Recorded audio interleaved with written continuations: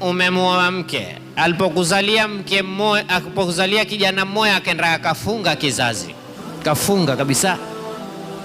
Ikiwa alifunga kwa sababu za kisharia, yani sababu zinayemruhusu, daktari alobobea katika elimu ya ugonjwa wa kizazi akamwambia huyu kizazi chake akibeba mimba mawili, ima kitakufa kiloko tumboni au atakufa yeye.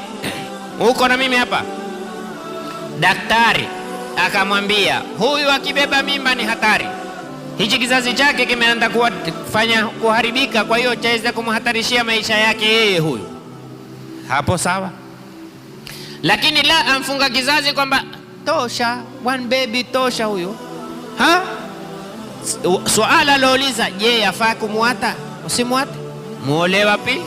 Mwambie mimi nataka watoto. Kama wataka watoto mistaki ukewenza, basi toa nafasi aone yeye, kisha yeye atarudi, ustadhi, mume wangu aniata bila sababu, niombe Mungu. Si ulimwata wewe? Wallahi kuna wanawake walifanya jeuri, niate. Sasa yeye umekuwa hurai na kuangukia. Tuko hapa ikiwa ni kwa sababu afaa kufunga kile kizazi. Bila ya sababu haifai kufunga kizazi. Kufunga kuna kufanya family plani, kwamba mimi nataka nizae baada ya miaka miwili, nizae baada ya miaka mitatu, nizae baada ya miaka minne. Hii masala mbali.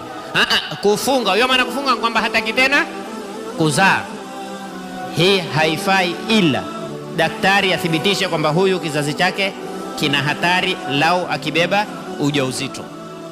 Tuko hapa.